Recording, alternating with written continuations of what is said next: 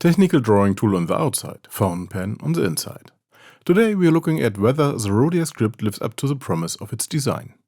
Hello, my name is Chris and this is Writing Delight. The scRipt fountain pen doesn't stand alone. It's part of a series you might already know from the ballpoints or mechanical pencils. Now the fountain pen joins the lineup.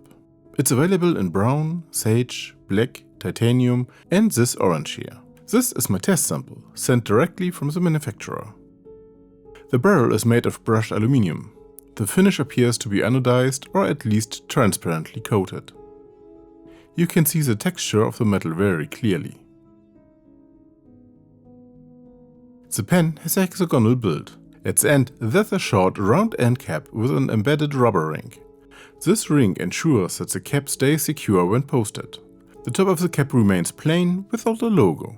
Instead, the black Rhodia logo is printed on the clip. Let's take a quick look at the nib under the microscope before we head to the writing test. Thanks to the aluminium, the pen remains comfortably light. Without the cap, it's very well balanced in the hand. The cap can be posted on the back and sits very securely due to the rubber ring. However, this changes the balance significantly. The scRipt becomes noticeably back-heavy. For our first size comparison, the scRipt is here alongside 5 well-known models: the Visconti Homo Sapiens, the Rhodia 600, the Kaweco Supra, the Diplomat Aero, and the Lamy Safari. Closed and without the cap posted, the scRipt sits pretty much in the middle. When posted, it's clearly the longest pen here. Because of its angular shape, it appears slimmer than it actually is. Later in the video, we'll follow up with a second comparison. In the writing test, the stainless steel nib glides very smoothly over the paper with only a hint of feedback.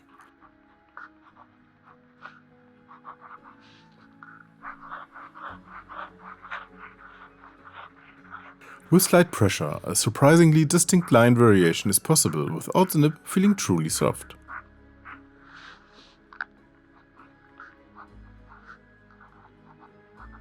For this test I'm using Jacques Herbin 1670 Opel Nocturne.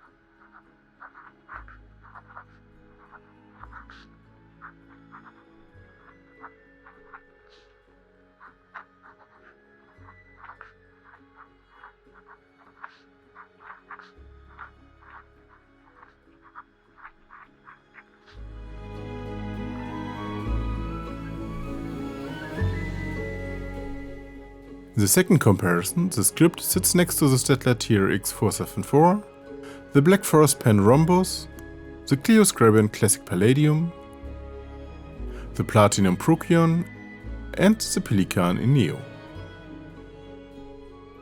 Without the cap, the scRipt is one of the longer models here. With the cap posted, it is once again clearly the longest pen in the group. It's almost as wide as the Black Forest pen, but looks much leaner due to the edges. Before we get to my conclusion, here are the technical specifications. As always, you can find them in the video description below. The Rhodia script feels very technical, but not cold.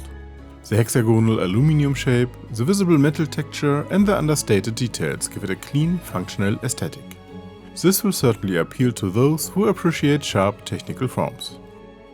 I'd be interested to hear how you like this technical design. Is this a style that appeals to you in a fountain pen?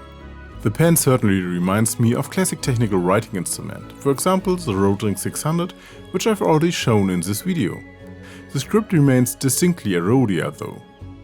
I was particularly surprised by the nib. It writes very smoothly and offers more line variation than I expected from such a technical looking pen. The scRipt is straightforward, unique and ultimately exactly what it looks like, an honest tool for the job. I hope this insight was helpful. If you are interested in this kind of details, please subscribe to the channel. Many thanks to Rhodia for providing the test sample and thank you for watching. Until next time.